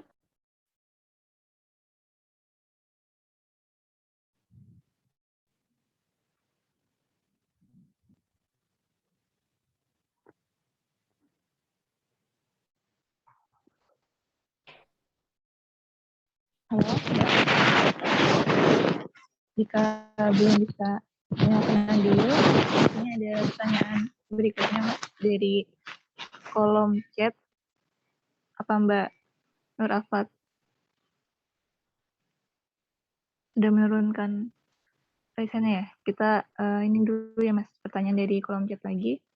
Ada dari Faza, ingin bertanya kepada Mas Faid, jika konsepnya seperti itu, bagaimana kita mengetahui makom kita, dan bukankah perubahan terjadi karena adanya niat dan usaha untuk merubah suatu kondisi saat itu pada perubahan yang lebih baik lagi? Jadi ini tanggapan perihal makom ya Mas? Ya, aku sekalian jawab yang Nur Alfat ya, karena ini udah ada. Pertama, tadi tanya, adakah hubungannya konsep diri dengan self-awareness saat kita mencoba untuk menjadi manusia yang dapat memberikan impact yang baik untuk sekitar? Jika ada, apa hubungannya dan apakah perbedaan data keduanya? Sekalian sama tadi punya Faza. Aware itu apa sih artinya? Sadar ya? Apa tuh artinya awareness itu? Sadar ya? Kepedulian, self-awareness. Apa sih artinya awareness itu? Aware. Kita tuh memahami dunia ini sesuai dengan kesadaran kita. Kalau misalkan kita tuh sadarnya kita itu Indonesia itu negara Katulistiwa, maka kita akan memahami Indonesia itu negara Katulistiwa, atau kita akan merasakan negara Katulistiwa dan segala macam. Nah, kita tuh punya beberapa level kesadaran. Pertama itu kesadaran sadar, kedua itu alam bawah sadar, dan yang ketiga adalah alam supra sadar. Alam sadar itu ya kita pakai selama ini kita mikir dan segala macam, baca dan segala macam. Alam bawah sadar itu adalah alam di mana kita dipengaruhi oleh apa-apa yang kita alami selama kehidupan. Kalau dulu kita pernah takut-takutin dengan hantu, maka kita bisa trauma dan itu masuk ke alam bawah sadar. Supra sadar itu adalah keterhubungan kita dengan Sang Pencipta. Itu namanya kesadaran supra sadar. Nah, semakin kita dalam punya kesadaran, maka kita punya cara pandang yang berbeda tentang dunia ini. Orang-orang yang cuma sadar terhadap dirinya sendiri, terus tahu bahwa dunia itu tidak perlu membantu orang lain dan segala macam, maka dia tidak akan melakukan aktivitas itu. Orang-orang kalau sadar perhatian ada masalah, maka dia punya kehendak untuk menyelesaikan itu. Nah, semakin kita ini luas cara pandangnya, maka kita semakin bisa mampu untuk memberikan dampak. Tapi kalau kita tuh cuma pahami kehidupan kita aja, cari kerja, punya anak kita sekolah, cari duit lalu mati, maka kita juga akan hidup dengan cara seperti itu. Kita sadar ternyata banyak masalah, baik yang harus dikerjakan, baik yang harus dibenerin, ya akhirnya kita akan sadar. Kita akan memberikan impact. Ini kurang lebih gitu sih tanggapanku. Entah benar atau tidak tentang self awareness dan self concept. Nah, yang selanjutnya dari Faza, jika konsep itu mengenai tadi aku sebutkan cara mengetahui makom. Pertama, tandanya itu adalah satu, kita istiqomah, kita gampang buat konsisten. Jadi gampang aja itu, misalkan kita itu makomnya cari duit itu kerja, ya kita gampang aja buat tekun dalam pekerjaan. Nah, yang kedua adalah dimudahkan untuk mendapatkan rezeki. Itu gitu. Nah, yang ketiga adalah sebenarnya tambahan lagi cara kita untuk kita bisa pas di makomnya. Kita tuh jangan merasa kita seperti orang yang dibiarkan sendirian. Kita tuh jangan merasa seperti kita tuh orang yang dilepaskan di hutan terus dibiarkan tersesat. Enggak. Kita tuh terus-menerus dibimbing kok. Itu kenapa bagus untuk kita tuh punya sarana yang namanya ibadah. Orang Islam punya sholat 5 waktu, orang Kristen punya ke gereja dan segala macam. Untuk meningkatkan kedekatan kita dengan Sang Pencipta, sehingga kita tuh terus-menerus seperti dikasih tahu, ini loh jalanmu, kamu tuh harusnya gini dan segala macam. Jadi jangan merasa jauh sekali atau gimana gitu, tersesat itu, santai aja. Yang penting ibadah terus, rutin gitu, melakukan amalan-amalan pendekatan diri kita sama Pencipta, sehingga kita dibimbing gitu. Kalau misalnya di Kristen ada konsepnya Roh Kudus kan yang itu memberikan bimbingan. Nah, itu gitu kurang lebih. Jadi cara kita tahu makom kita, yang pertama kita tahu tanda-tandanya tadi istiqomah dan dapat rezeki, konsisten dan mudah dapat rezeki. Dan yang kedua adalah kita terus-menerus menjaga kedekatan sama Sang Pencipta, sehingga dapat ilham terus gitu loh. Oh, oh cocok nih di sini, oh tiba-tiba dapat takdir keterima di sini segala macam. Itu gitu. Nah, terus tadi bukankah perubahan terjadi karena ada niat untuk merubah satu kondisi? Perubahan itu kan sifatnya netral ya, tidak benar tidak salah ya. Jadi dia tidak sesuatu yang harus terus-menerus dilakukan. Jadi kadang-kadang kalau udah baik ngapain dirubah-rubah lagi gitu. Misalkan kayak kita udah bener nih apa namanya jadi anak gitu, udah bener jadi anak, pulang nggak pernah pulang malam larut itu. Tapi kita ingin berubah, kita nggak pernah pulang itu kan juga buruk gitu. Perubahan itu netral, nggak berarti selalu baik. Itu makanya tadi berhubung sama tadi, kita itu kalau sudah tahu makomnya, kita kalau sudah berada di makomnya, kita sudah dikasih tahu, misalnya kayak ini loh tempatmu di sini, kita sudah apa namanya, sudah tahu makom kita atau kita sudah merasa kita berada di makomnya, kita harusnya jangan ngubah-ngubah. Karena kalau diubah-ubah malah jadinya tadi nggak fokus, akhirnya kita belak-belok gitu loh, belak-belok gitu, akhirnya mencapai titik tujuan kita itu jadi lama atau jadi menghabiskan banyak energi. Ya tadi Allah tidak akan mengubah nasib suatu kaum. Jadi kalau kita tuh memang udah ketetapan kita itu, makom kita di situ ya jangan diubah-ubah. Karena tadi seperti aku bilang, Allah aja nggak mengubah. Karena perubahan itu orang-orang bilang kita harus berubah segala macam hal yang sifatnya positif. Bagiku perubahan itu belum tentu positif. Bisa jadi negatif. Yang penting itu bukan perubahan. Yang penting adalah kita sesuai dengan makom ketetapan apa yang dimaksudkan sama pencipta sama kita, bukan pada perubahannya. Itu kalau menurutku. Gitu aja kalau dari aku. Baik, Mas. Udah terjawab ya 2 pertanyaan. Mungkin 1 pertanyaan terakhir bisa jadi kawan-kawan.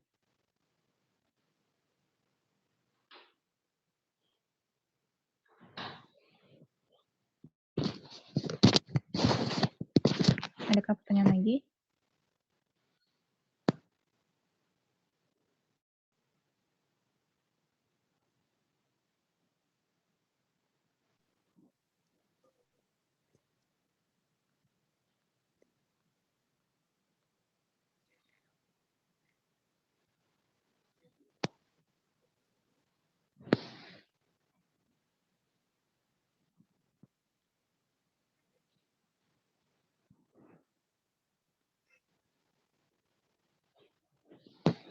Ataupun ada tanggapan dari yang penanya, Mbak Nur, Alfat, dan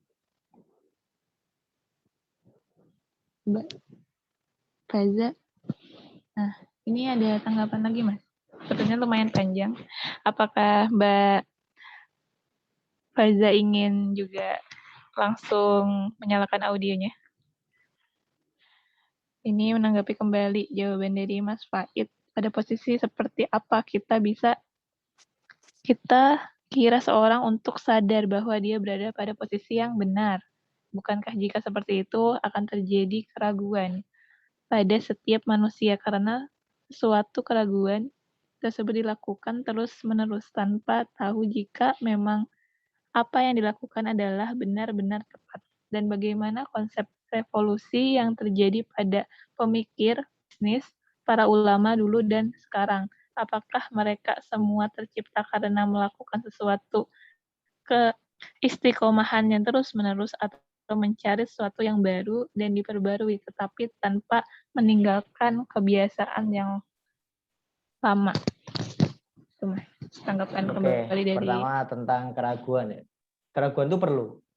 Ada satu, kalau kita belajar filsafat ilmu, kita akan kenal satu karakter dari para pencari ilmu atau para peneliti. Apa sih karakter dari para peneliti? Yang pertama, para peneliti itu, pencari ilmu harus punya yang namanya skeptis. Kita harus skeptis, kita harus nanti ragu-ragu. Einstein itu mengubah keadaan teori, kan dulu gini nih, kalau kalian anak fisika ya, nggak tahu bener apa enggak ya, Newton itu membuat namanya teori Newton tentang gerak benda, yang artinya benda itu akan terus-menerus melaju, ini hukum Newton ya, akan terus-menerus melaju sampai kecepatan tak terbatas, atau akan terus-menerus berhenti, ini hukum kelembaban, ketika dia tidak diberi gaya. Jadi kalau dia diberi gaya, dia akan berhenti atau dia akan terus akan jadi dari berhenti jadi maju jadi berhenti. Tapi kalau enggak, dia akan terus menerus itu. Jadi kalau diberi gaya konstan, dia akan mencapai kecepatan tak terhingga. Itu kata Newton. Tapi itu dibantah oleh Einstein. Kata Einstein nggak bisa ada yang melampaui kecepatan cahaya. Karena yang paling cepat itu cahaya. Jadi ada batasnya kecepatan itu. Nah, kenapa Einstein bisa gitu? Karena dia ragu-ragu. Nah, sekarang apakah Einstein itu benar? Nggak ada yang tahu. Karena kita juga sekarang harusnya ragu-ragu. Nah, skeptis itu membuat kita menemukan kebaruan. Kalau kita nggak ragu-ragu, kita nggak bisa bergerak dari satu titik ke titik yang lain. Itu gitu. Tetapi kita punya pegangan. Keraguan-raguan itu dibalas dengan pegangan. Itu kenapa sebenarnya manusia itu ragu-ragu. Dalam kondisi apapun kita tuh penuh dengan keraguan kok. Nggak cuma tadi seperti definisiku ya. Jadi kalau tadi pertanyaan, bukankah jika seperti itu akan terjadi keraguan pada setiap manusia? Karena suatu keraguan tersebut dilakukan terus-menerus. Nah sebenarnya semua manusia itu ragu-ragu. Kita tuh semuanya penuh keraguan. Ilmu itu terbangun karena adanya keraguan-raguan. Kita tuh terus-menerus curiga. Kayak misalkan Newton tuh ada apel jatuh plek gitu. Dia ragu-ragu. Kenapa ya ini apel jatuh? Kenapa? Ini ragu-ragu tuh. Apa ya yang menyebabkan apel ini jatuh? Lalu akhirnya dia membuat teori segala macam untuk menjelaskan kenapa. Keraguan-raguan itu menghasilkan pertanyaan. Pertanyaan itu menghasilkan dorongan untuk mencari jawaban. Maka kita perlu keraguan-raguan. Itu gitu. Jadi malah keraguan itu penting karena kita jadi punya kecenderungan untuk terus-menerus mencari jawaban. Nah, proses mencari jawaban itulah yang mendorong kita seharusnya untuk mendekatkan diri sama Tuhan sehingga kita bisa menemukan makom kita. Itu gitu. Karena memang nggak ada yang kelihatan pasti. Semua hal itu goib. Itu gitu. Semua hal itu goib. Mungkin kita ini menerka-nerka aja. Nah, bagaimana cara kita tahu? Kalau tadi sudah sampaikan ya, tak ulangi lagi sekali lagi. Satu, cara kita sadar kita tuh pada posisi yang benar. Satu adalah kita tuh istiqomah. Kita tuh enak gitu buat konsisten tuh enak gitu, gampang gitu. Ibaratnya kalau kita jadi seorang pelukis, makom itu pelukis itu tuh bagus aja gitu ngelukis. Ada orang yang enak aja gitu ngedesain, tapi ada yang mau belajar ngedesain susah banget itu. Itu gitu. Jadi kita tuh gampang untuk melakukan itu. Dimudahkan untuk melakukan itu. Yang kedua adalah kita itu walaupun terus-menerus fokus di situ kita bisa dapat rezeki. Kita terus-menerus diberikan rezeki yang nggak disangka-sangka. Yang ketiga adalah caranya adalah kita itu enak buat ibadah sama pencipta. Kita dimudahkan, kita nggak kemerungsung di dalam dada. Itu perasaan kejiwaan yang kita alami. Itu tanda-tandanya tiga itu. Jadi kalau pertanyaannya bagaimana kita tahu kita berada di posisi yang benar atau bagaimana cara kita menemukan makom kita, tiga ini tandanya. Satu, istiqomah, kita konsisten, kita mudah buat konsisten. Kedua adalah kita tuh dapat rezeki terus. Yang ketiga adalah kita ini terus-menerus terhubung sama pencipta. Gampang buat ibadah. Ini tiga hal ini tandanya. Itu pertanyaan untuk apakah kita berada di posisi yang benar, pertanyaannya tadi atau tadi kayak pertanyaannya tentang makomnya itu tiga ini tandanya. Itu ingat-ingat ya, tiga ini tandanya. Itu gitu. Jadi kalau pertanyaan tadi sadar posisi yang benar itu tiga ini tandanya. Tadi sudah sampaikan. Nah, begitu. Nah, kalau tadi mengenai keraguan, jawabanku itu kita tuh butuh ragu-ragu supaya kita mencari jawaban. Nah, yang terakhir adalah bagaimana konsep revolusi perubahan dan segala macam.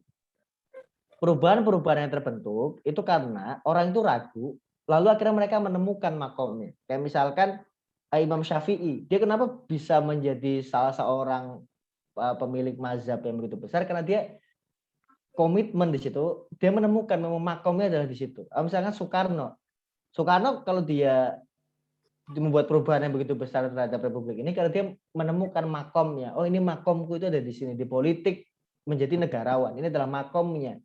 Tujuan penciptaanku itu adalah ini, sehingga kita bisa membuat impact yang besar, kita bisa membuat perubahan yang besar. Tapi nggak harus semua itu bernilai sebuah perubahan besar secara sosial.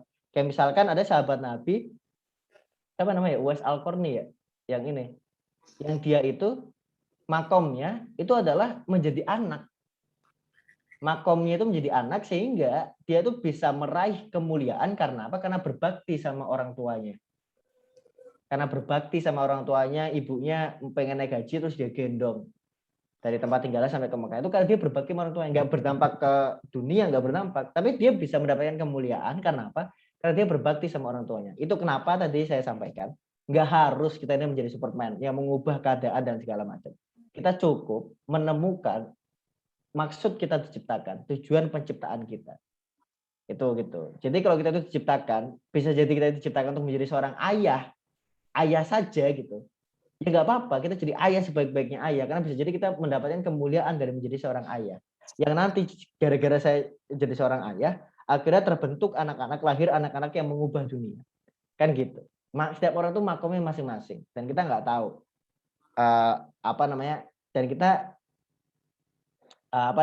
kita nggak harus untuk jadi orang-orang yang mengubah banyak hal, karena kita nggak tahu, jangan-jangan hidup kita yang biasa-biasa saja dimaksudkan untuk membuat sebuah perubahan yang besar bagi generasi-generasi selanjutnya.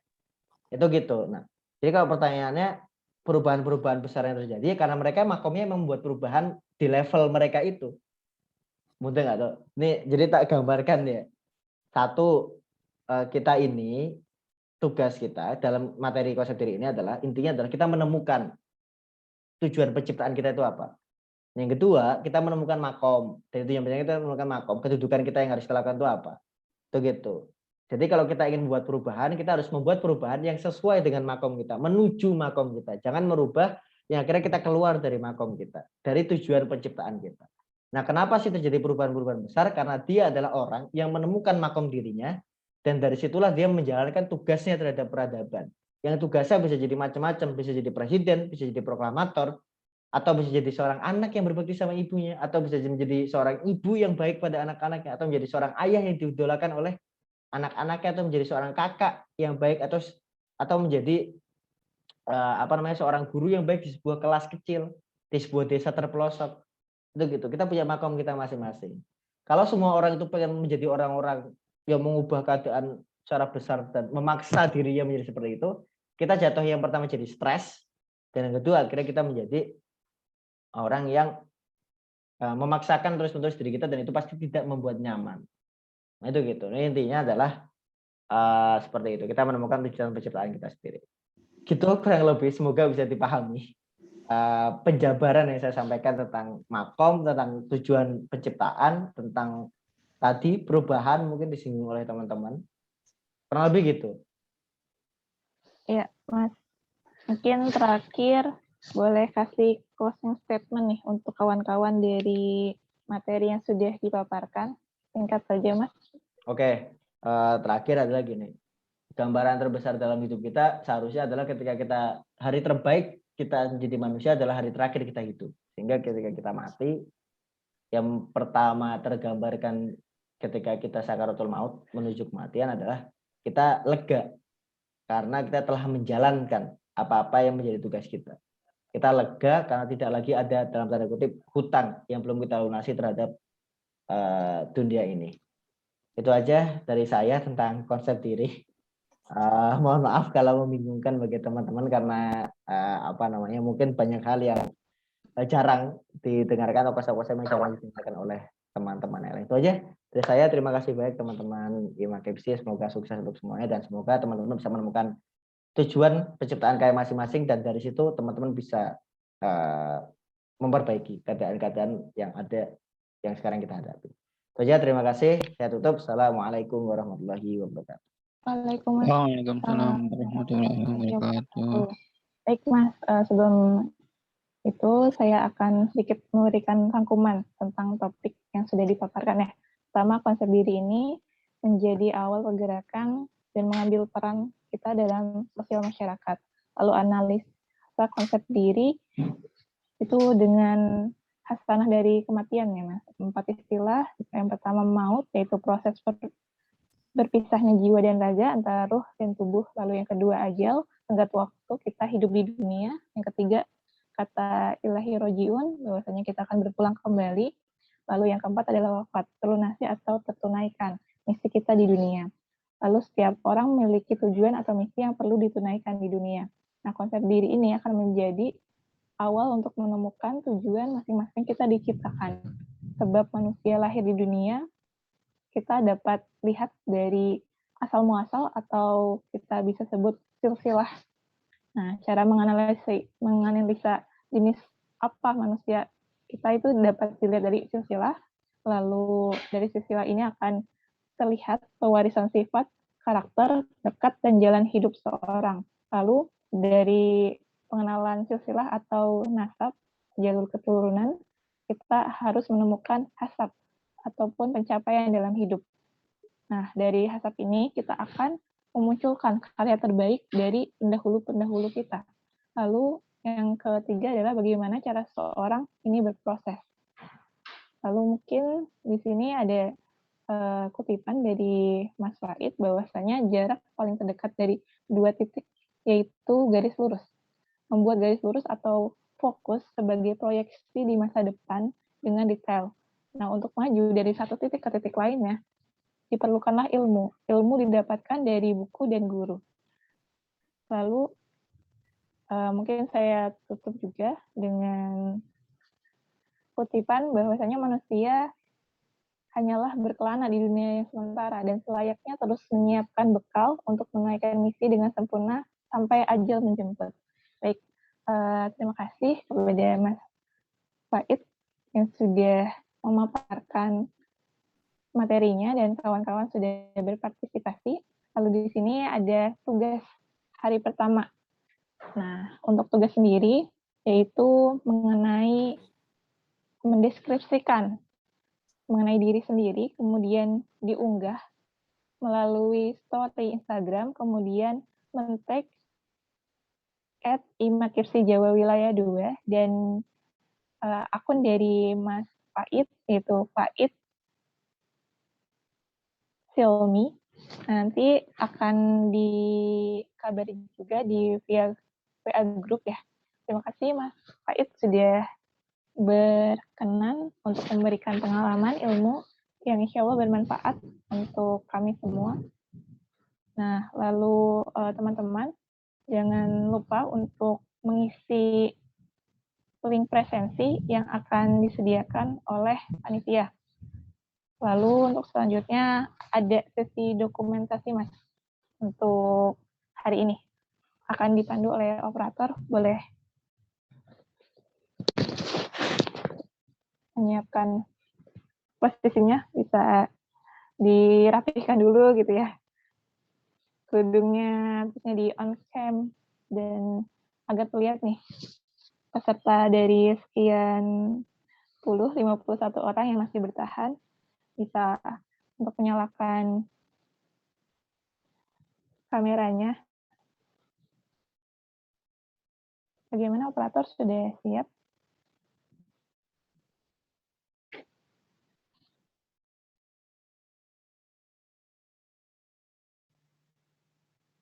Iya.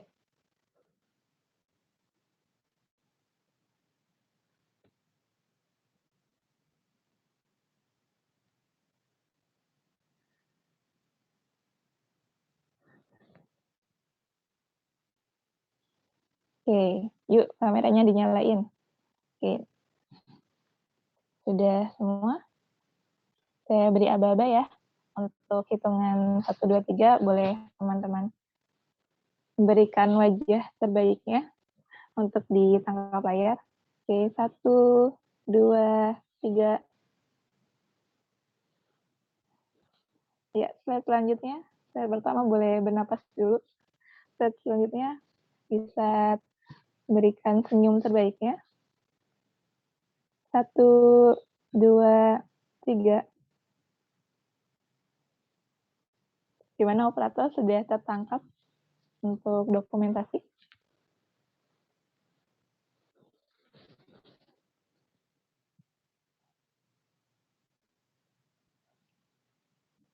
Sudah.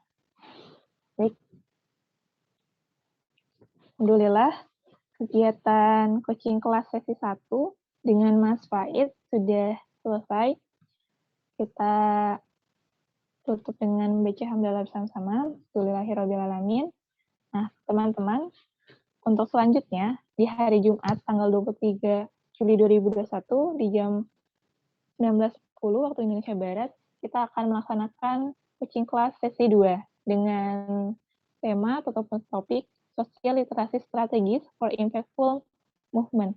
Yang ini akan dipaparkan oleh Mas Wisnu Prawijaya SPD. Tentunya tidak akan kalah menarik dari sesi pertama ini. Jadi diharapkan kawan-kawan semua bisa join di hari Jumat ya, di tanggal 23. Oke, baik. Terima kasih kawan-kawan semua atas partisipasi, effort yang luar biasa untuk malam ini. Pun segenap panitia, kami ucapkan terima kasih dan sampai jumpa di hari Jumat. Sekian dari saya. Wassalamualaikum warahmatullahi wabarakatuh. Untuk link Waalaikumsalam presensi, warahmatullahi wabarakatuh. jangan lupa untuk diisi. Panitia sudah menyiapkan link presensinya. Bisa ditampilkan ya di kolom chat.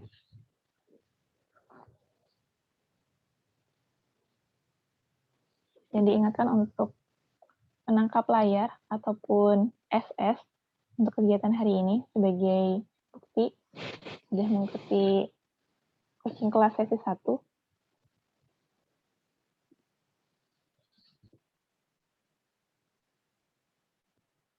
Kalau sudah ada di grup.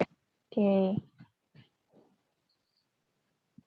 Sekarang kawan-kawan jika ingin meninggalkan ruang Zoom meeting dipersilahkan. Sampai berjumpa di hari Jumat.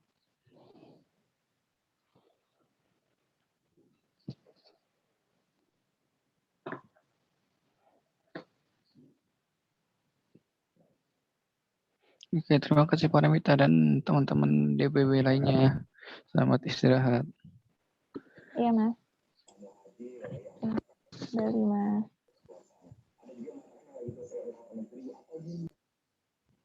Rekamannya